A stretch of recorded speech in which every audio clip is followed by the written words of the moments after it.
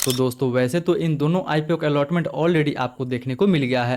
काफ़ी लोगों को इन दोनों आईपीओ का अलॉटमेंट मिला हुआ है एंड काफ़ी लोगों को इन दोनों आईपीओ का अलॉटमेंट नहीं मिला हुआ है। बट सवाल दोस्तों सबके मन में एक ही होगा कि इन दोनों आईपीओ को लेकर हमें लिस्टिंग डे के दिन कैसी स्ट्रेटजी बनानी चाहिए ताकि इन दोनों आईपीओ में हमें ज़्यादा से ज़्यादा प्रॉफिट गेन हो सके। तो अगर सेम क्वेश्चन दोस्तों आपके मन में भी है तो ये वीडियो बिल्कुल आपके लिए है, क्योंकि इस वीडियो में हम लोग इन दोनों आईपीओ को एकदम से डिटेल में डिस्कशन करेंगे एंड देखेंगे कि क्या हमें इस आईपीओ को सेल करनी चाहिए, होल्ड करनी चाहिए, या फिर जिनको भी इन दोनों आईपीओ में अलॉटमेंट नहीं मिला हुआ है क्या उन्हें इस आईपीओ में फ्रेश एंट्री बनानी चाहिए या फिर नहीं बनानी चाहिए। फ्रेश एंट्री बनानी चाहिए तो शॉर्ट टर्म का व्यू लेके उन्हें इस आईपीओ में फ्रेश एंट्री बनानी चाहिए, या फिर लॉन्ग टर्म का व्यू लेके उन्हें इस आईपीओ में फ्रेश एंट्री बनानी चाहिए। तो आप दोस्तों बस इस वीडियो के अंत तक बने रहें ताकि इन दोनों आईपीओ को लेकर आपको लिस्टिंग डे के दिन कैसी स्ट्रेटजी बनानी चाहिए उसका एक बेटर व्यू मिल सके।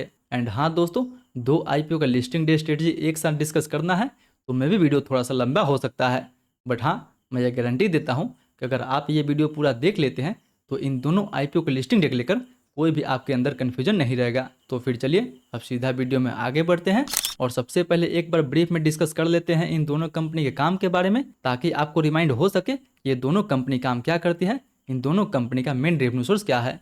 तो दोस्तों अगर बात करें अटलांटा के बारे में तो ये कंपनी ट्रांसफार्मर बनाने का काम करती है जिसका यूज आपको पावर सप्लाई में देखने को मिल जाता है।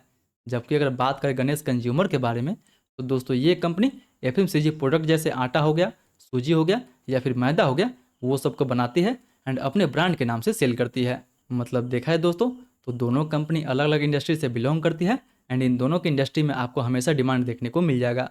बट वही नहीं, अगर बात करें इन दोनों के फंडामेंटल के बारे में तो फिलहाल अटलांटा का जो मार्केट कैप है वो दोस्तों आपको 5800 करोड़ के आसपास तक देखने को मिल जाएगा।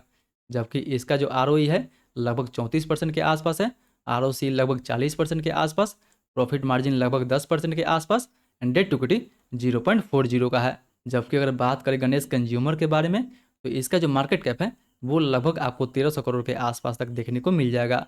जबकि इसका जो आरओसी है लगभग आपको 16%, आरओसी लगभग 20% के आसपास, डेट टू इक्विटी लगभग 0.22 के आसपास एंड प्रॉफिट मार्जिन लगभग आपको 4% के आसपास देखने को मिल जाएगा। हालांकि दोस्तों ये जो कंपनी है वो एफएमसीजी सेक्टर से बिलोंग करती है, इसलिए इसका जो प्रॉफिट मार्जिन है वो लगभग आपको 4% के आसपास ही देखने को मिलेगा। जबकि वहीं अटलांटा का प्रॉफिट मार्जिन लगभग आपको 10% के आसपास तक देखने को मिल जाएगा। हालांकि अटलांटा इससे काफ़ी बड़ी कंपनी है एंड अच्छा इंडस्ट्री में काम करती है, इसलिए फिलहाल इसका जो फंडामेंटल है वो दोस्तों आपको काफ़ी सॉलिड देखने को मिल जाएगा। बट यहाँ दोस्तों इन दोनों के फंडामेंटल एंड बिजनेस से कुछ नहीं होने वाला है।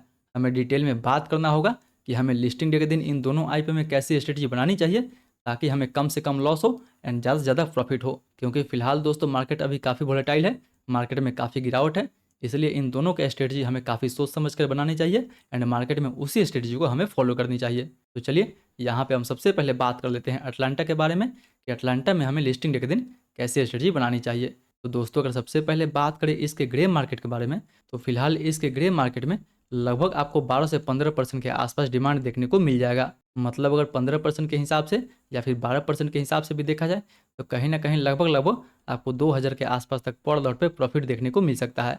मतलब दोस्तों अटलांटा का जो प्राइस बैंड रखा गया था वो 718 रुपये से लेकर 754 रुपये के आसपास तक रखा गया था। जबकि अगर इस जीएमपी के अनुसार देखते हैं तो इसका जो एस्टीमेट लिस्टिंग हो सकता है वो कहीं 850 रुपये से लेकर 860 रुपये के आसपास तक देखने को मिल जाएगा। एंड जैसे कि दोस्तों आपको पता ही होगा कि ये कंपनी अपना अपर प्राइस बैंड पे लगभग अपना आईपीओ 48 के पी पे लेके आई थी।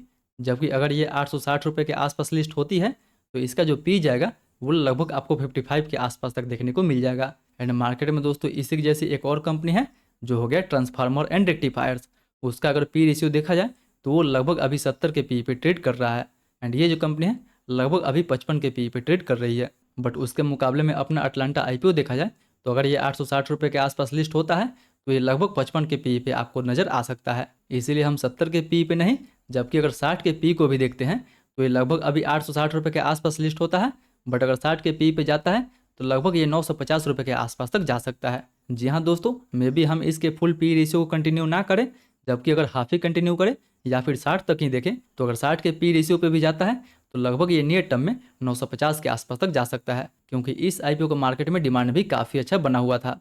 देखा जाए तो इस आईपीओ को ठीक ठाक सब्सक्रिप्शन भी मिला हुआ था एंड एंकर बुक भी इस आईपीओ का काफ़ी अच्छा निकल के आया हुआ था।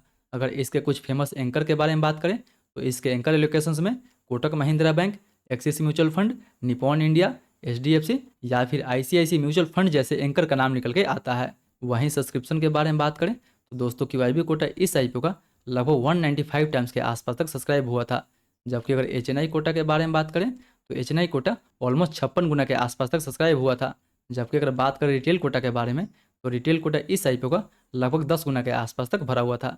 मतलब टोटल इस आईपीओ को लगभग 72 गुना के आसपास तक सब्सक्राइब किया गया था, जो देखा जाए तो काफ़ी अच्छा माना जाएगा इस आईपीओ के लिए। एंड दोस्तों ये पावर सेक्टर से बिलोंग करती है। कंपनी का फंडामेंटल वैल्यूएशन भी ठीक ठाक है।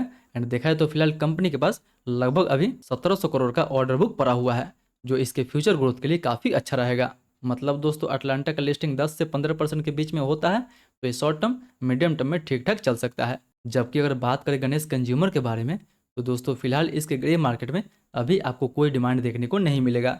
कभी कभी 1-2% का डिमांड आ रहा है, बट वो भी डिमांड अभी खत्म हो चुका है। इसीलिए बात करें इसके लिस्टिंग डे स्ट्रेटजी के बारे में तो फिलहाल दोस्तों देखा जाए तो ये जो कंपनी है अपने आईपीओ का प्राइस बैंड 306 रुपये से लेकर 322 रुपये के आसपास तक रखी थी। एंड फिलहाल अगर इसके ग्रे मार्केट में कोई डिमांड नहीं है, इसलिए मे भी इसका जो लिस्टिंग है यहीं पे आपको देखने को मिल सकता है। एंड देखा है दोस्तों तो कंपनी का बिजनेस ठीक है, कंपनी का फंडामेंटल ठीक है, बट कंपनी जिस वैल्यूएशन पे अपना आईपीओ लेके आई थी वो वैल्यूएशन तो कतई जस्टिफाइड नहीं था, क्योंकि ये जो कंपनी है अपना आईपीओ लगभग 36 के पी पे लेके आई थी। जबकि इसी के जैसे similar company Adani Wilmer market में है, जो अभी लगभग 27 के पी पे ट्रेड कर रहा है। जबकि दोस्तों अडानी विल्मर जो कंपनी है इससे कई गुना बड़ी कंपनी है, क्योंकि अडानी विल्मर का इस साल का रेवेन्यू लगभग 6500 करोड़ के आसपास था, जबकि इसका जो रेवेन्यू था वो लगभग 850 करोड़ के आसपास था। यानी गणेश कंज्यूमर से अडानी विल्मर कई गुना बड़ी कंपनी है, फिर भी ये लगभग अभी 27 के पी पे ट्रेड कर रही है। एंड जैसे कि दोस्तों आपको पता ही होगा कि ना ही गणेश कंज्यूमर का एंकर एलोकेशंस उतना अच्छा निकल के आया हुआ था, एंड ना ही इसका सब्सक्रिप्शन में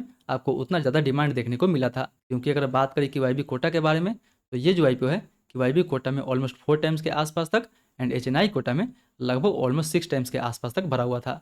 रिटेल का बात करें तो रिटेल का जो कोटा था वो लगभग 1 टाइम्स के आसपास तक भरा हुआ था। मतलब टोटल इस आईपीओ को लगभग 2.6 टाइम्स के आसपास तक सब्सक्राइब किया गया था, जो कि दोस्तों काफ़ी कम नंबर है। इसलिए जिनको भी गणेश कंज्यूमर का आईपीओ मिला हुआ है उनको तो इस आईपीओ में थोड़ा बहुत रिस्क भी देखने को मिल जाएगा। मे भी इस आईपीओ को लिस्टिंग आपको माइनस में भी देखने को मिल जाएगा। अगर मार्केट माइनस में रहता है तो इसका भी लिस्टिंग आपको माइनस में देखने को मिल जाएगा। बट मार्केट दोस्तों मंडे को पॉजिटिव ओपन होता है, तो मे भी इसका लिस्टिंग पॉजिटिव यानी लगभग 5% के आसपास आपको अच्छा खासा लिस्टिंग देखने को मिल जाएगा। बट बात करें दोस्तों इन दोनों आईपीओ में फ्रेश एंट्री के बारे में तो हमारा जो फ्रेश एंट्री होगा वो दोस्तों अटलांटा में अच्छा खासा बन सकता है, क्योंकि पहले भी इस आईपीओ का ग्रे मार्केट में काफ़ी अच्छा डिमांड था, बट मार्केट गिरने की वजह से अभी इसके ग्रे मार्केट में कहीं ना कहीं लगभग आपको 12 से 15% के आसपास डिमांड देखने को मिल जाएगा। जबकि यही डिमांड एक समय 20% के ऊपर देखने को मिला हुआ था। सो मे भी अगर ये आईपीओ 10% के आसपास लिस्ट होता है तब तो इस आईपीओ में काफ़ी अच्छा खासा फ्रेश एंट्री बन सकता है। बट फिलहाल दोस्तों मार्केट अभी उतना बेटर नहीं है, इसलिए जो लोग इस आईपीओ में रिस्क लेना नहीं चाहते हैं तो जो भी इस आईपीओ में उन्हें लिस्टिंग मिल रहा है वो अपना लिस्टिंग बुक कर सकते हैं। बट जो भी इस आईपीओ में रिस्क लेना चाहते हैं मार्केट के मूड माहौल को देखते हुए एक स्टॉप लॉस रख के 5% का इस आईपीओ को शॉर्ट टर्म के लिए होल्ड कर सकते हैं। बट याद रहे दोस्तों कि जो भी डिसीजन ले अपना रिस्क एंड अपना एनालिसिस लगाने के बाद ही ले। मार्केट काफ़ी डायनेमिक है, तो मार्केट को एनालिसिस करने के बाद ही इस आईपीओ में अपना कोई भी एंट्री ले, क्योंकि अगर इन दोनों आईपीओ के प्री आईपीओ सेशन में अच्छा डिमांड रहता है तो मे भी इन दोनों आईपीओ में लिस्टिंग के बाद आपको काफ़ी अच्छा खासा मूवमेंट देखने को मिल सकता है। इसलिए जो भी डिसीजन ले प्री आईपीओ सेशन में इन दोनों के प्राइस एंड वॉल्यूम को एनालिसिस करते हुए इन दोनों आईपीओ में कोई भी डिसीजन ले। एंड हाँ दोस्तों, अगर आप भी हमारे साथ मिलकर इन दोनों के प्री आईपीओ सेशन में इनके प्राइस एंड वॉल्यूम को अच्छे से एनालिसिस करना चाहते हैं तो मेक श्योर के नीचे टेलीग्राम ग्रुप का लिंक दिया हुआ है, आप हमारे टेलीग्राम ग्रुप से जुड़ना ना भूलें, जहाँ पे हम लोग हर आईपीओ के प्री आईपीओ सेशन में ही उसके प्राइस एंड वॉल्यूम को एनालिसिस करते हैं एंड देखने की कोशिश करते हैं कि लिस्टिंग के बाद इस आईपीओ में सप्लाई आ सकता है या फिर अच्छा खासा डिमांड आ सकता है।